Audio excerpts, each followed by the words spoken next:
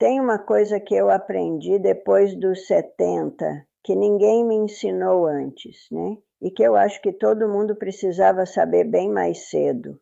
A gente passa a vida inteira olhando para frente, planejando, correndo, e quando para olhar para o lado, às vezes a pessoa que estava lá já não está mais do mesmo jeito. E a pior parte não é a perda em si. A pior parte é que o corpo foi avisando, foi falando baixinho, foi dando sinal e a gente não soube ouvir. Eu não soube ouvir. Quando meu marido José começou a emagrecer, eu pensei que era o calor de Goiás que tirava o apetite dele. Pensei que era o trabalho menos pesado depois que ele se aposentou. Sabe como é? O homem para de gastar energia e o corpo ajusta. Pensei em 1000 coisas menos na coisa certa. Ele perdia roupa todo mês, literalmente perdia. A calça que um mês fechava bem na cintura, no mês seguinte precisava dobrar o cinto um buraco a mais. Eu via isso, via e não via ao mesmo tempo, que é o que a gente faz quando não quer ver.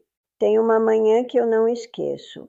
Ele estava sentado na mesa da cozinha com o jornal aberto na frente e eu pus o prato de comida do lado. Arroz, feijão, um pedaço de carne que eu tinha feito com bastante molho porque ele gostava assim. Ele olhou para o prato, ficou um tempo olhando e disse: "Tá bom, Rosa." Não no sentido de que a comida estava boa. Era aquele "tá bom" de quem não tem fome, mas não quer desapontar ninguém. Eu já conhecia esse "tá bom" da minha filha desde que ela era criança, mas no José eu não reconheci, ou não quis reconhecer, que não é a mesma coisa. O que acontece com o corpo de uma pessoa idosa, quando ele está chegando perto do fim, não é um colapso súbito, não é uma queda de precipício. É mais como uma maré que vai baixando devagar, tão devagar que você acorda todo dia e acha que está igual. E só quando olha para a fotografia de 6 meses atrás é que vê a diferença. O emagrecimento é uma dessas marés. Não é falta de comida, não é frescura, não é falta de vontade de comer, não é porque o cardápio está ruim. É o corpo que vai perdendo a capacidade de aproveitar o que recebe. O músculo vai embora, a força vai embora junto, e com a força vai a independência, que é a coisa que mais dói perder quando você passou a vida toda se virando sozinho. Eu trabalhei 31 anos acordando às 4:30 da manhã. Peguei chuva, peguei ônibus lotado, cozinhei feijão para 400 crianças em dias que o gás acabava antes do planejado. Nunca faltei um dia por cansaço, nunca. Então, quando eu comecei a sentir que o cansaço de um dia não passava com uma noite de sono, eu entendi que alguma coisa havia mudado de vez. Não é que eu estava velha, é que o corpo tinha começado a fazer uma conta diferente, uma conta que eu não sabia fazer ainda. Quanto de energia guardar e para quê? Isso é o que acontece. O cansaço que vem no fim da vida não é o cansaço de quem fez muito, é o cansaço de um motor que está distribuindo o que sobra para o que é essencial e deixando o resto de lado. Eu via isso no José nos últimos meses. Ele que sempre gostou de sentar na varanda depois do jantar, olhar a rua, assobiar aquela melodia sem nome que ele tinha inventado não sei quando. De repente ele jantava e ia direto para a cama.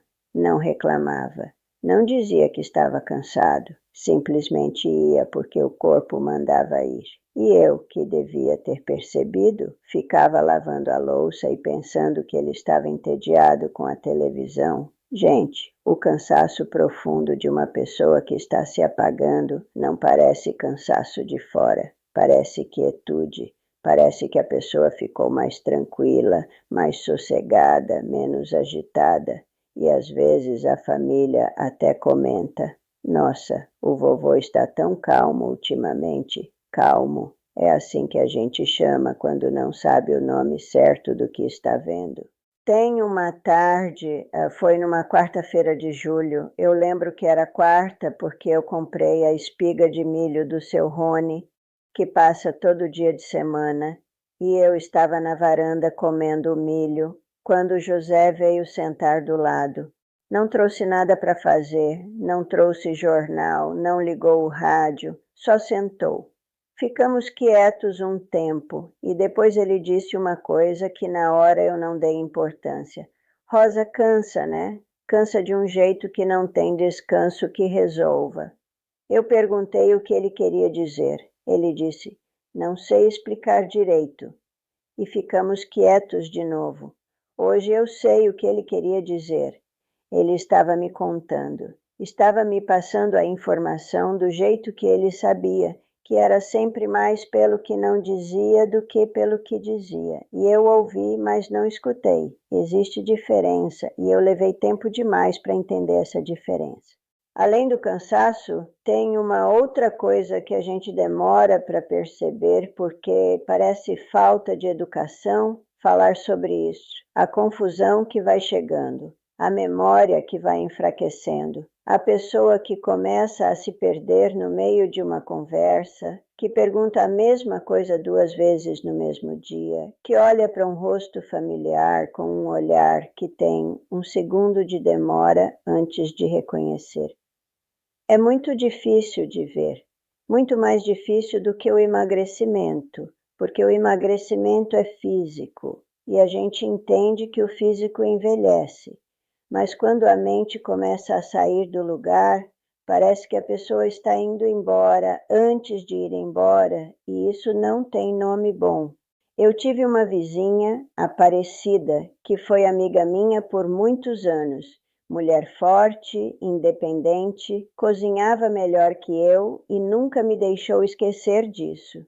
Quando ela ficou velha e a cabeça começou a falhar, a filha dela me ligou uma vez desesperada, dizendo que a mãe tinha saído para comprar pão de manhã cedo e se perdido a 4 quarteirões de casa, numa rua que ela havia percorrido toda a vida por décadas.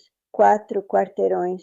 E a Aparecida estava lá parada, olhando ao redor, sem conseguir montar o caminho de volta na cabeça.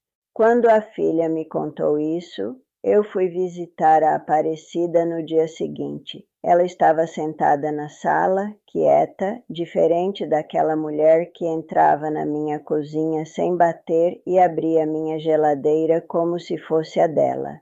Eu perguntei se ela queria tomar um café comigo. Ela disse que sim, mas com um sorriso cansado, um sorriso de quem está fazendo um esforço que o outro não vê. E eu percebi que a confusão não dói naquelas formas que a gente imagina. Não é uma dor de cabeça, não é um delírio. É mais como uma névoa que vai chegando entre a pessoa e tudo o que ela amava, e que ela própria sente chegando, mas não consegue afastar. O que a gente faz errado nessa hora é tentar corrigir, tentar trazer de volta, falar, mãe, você não lembra? Eu te falei ontem, como se lembrar fosse uma questão de querer, como se a mente estivesse teimando. Não está. A mente está fazendo o que pode com o que tem, e o que tem está diminuindo. O que essa pessoa precisa não é de correção, precisa de presença tranquila, precisa de alguém que chegue perto sem pressa, que não faça perguntas difíceis, que não exija que ela seja quem era. Precisa de calor humano no sentido mais literal e simples que existe. Eu me arrependo de algumas vezes que tentei ajudar o José lembrando coisas que ele tinha esquecido. Como se lembrar ele de que tinha esquecido fosse fazer o esquecimento desaparecer. Não desaparece. Só faz a pessoa se sentir envergonhada de uma coisa que não tem culpa nenhuma. E envergonhada, ela se fecha mais ainda. Tem também o que acontece com o corpo quando ele fica mais vulnerável às infecções. Isso foi uma coisa que eu vi de perto e que me pegou de surpresa porque não é do jeito que a gente espera. A gente espera febre alta, prostração óbvia, sintoma claro. Mas no idoso que está chegando perto do fim, a infecção aparece de outro jeito. Aparece como uma confusão que piora de repente, um silêncio que fica mais fundo, uma recusa de comer que vai além da falta de apetite normal. A gente vê e pensa que é o cansaço, que é a tristeza, que é a cabeça falhando mais. E às vezes é uma infecção urinária, às vezes é uma pneumonia que ainda não tem febre, mas já está lá, trabalhando por baixo. Eu fui visitar uma prima idosa uma vez, Dona Lourdes, que era tia-avó da minha filha Cristiane. Encontrei ela que parecia ter envelhecido 10 anos em 2 meses. Desanimada, confusa, não estava comendo quase nada. A família achava que era depressão, que era saudade do marido que tinha morrido. Levaram ao médico quase a contragosto, porque já estavam num lugar de aceitar que ela estava declinando.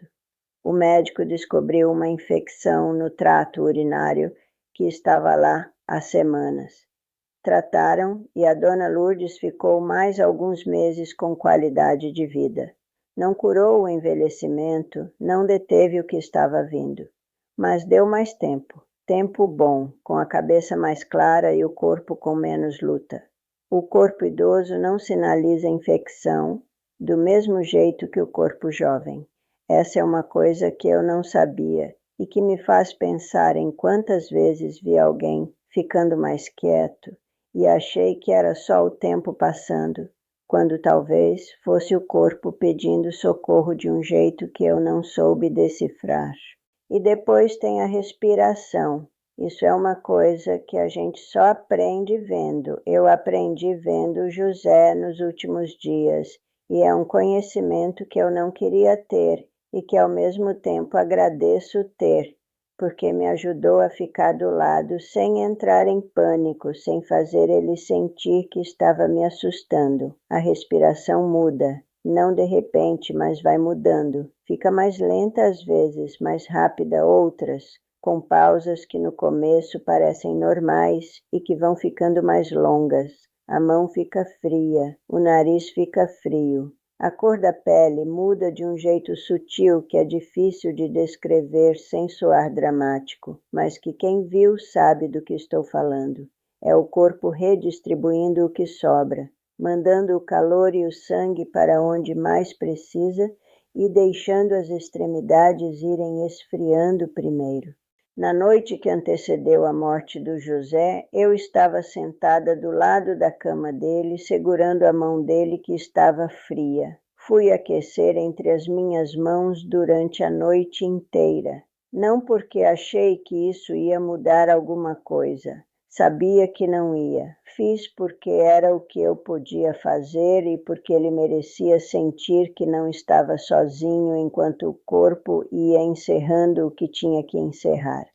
Esses sinais que eu estou descrevendo, o emagrecimento que não responde à comida, o cansaço que não passa com o descanso, a confusão que vai chegando, as infecções que aparecem de forma estranha, a respiração e a circulação que vão mudando de jeito, eles não são a morte chegando de surpresa, são a morte chegando avisada. E quando a gente aprende a ler esses avisos, não fica mais fácil de aguentar, porque não tem jeito de ficar fácil, mas fica diferente. A gente para de lutar contra o que não tem como segurar e começa a fazer o que de fato pode ser feito. O que pode ser feito é muito, é mais do que a gente imagina quando está no meio do desespero.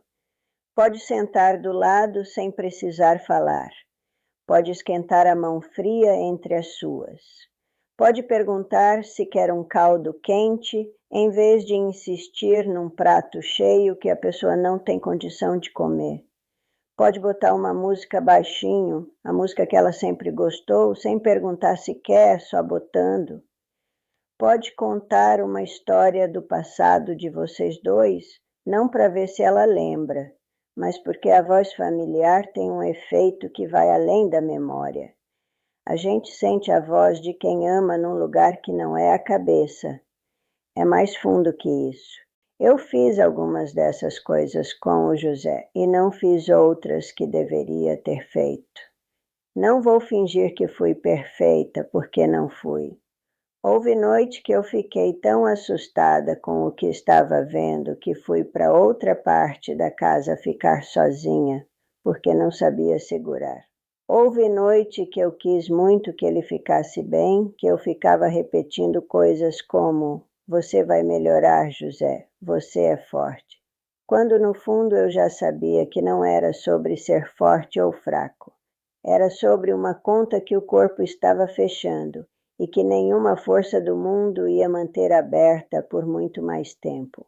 Aprendi que a honestidade com a gente mesmo nessa hora é uma forma de amor. Aceitar o que está acontecendo não é desistir da pessoa, é honrar o que ela é e o que o corpo dela está dizendo. É parar de pedir que ela seja outra coisa além do que está sendo, que é uma pessoa que está encerrando com dignidade, com o tempo que tem. O que eu queria ter feito diferente é simples de falar, e era difícil de fazer na hora. Queria ter perguntado mais. Perguntado o que ele queria, o que estava sentindo, o que queria que eu soubesse antes que a janela fechasse. As pessoas que estão se apagando às vezes têm coisas para dizer que nunca disseram e precisam que alguém abra o espaço sem ter medo de ouvir. Eu tinha medo. Tinha medo que se ele falasse em morte, a morte chegava mais rápido. Que bobagem!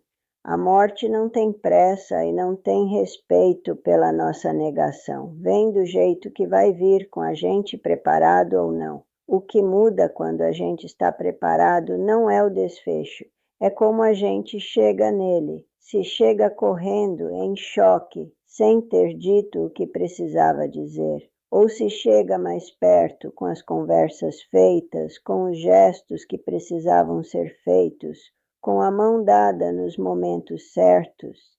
Eu dei a mão do jeito que pude, dei mais nas últimas semanas quando já não havia mais o que fazer de prático, e dei menos nos anos antes, quando havia muito a fazer e eu estava ocupada demais fazendo.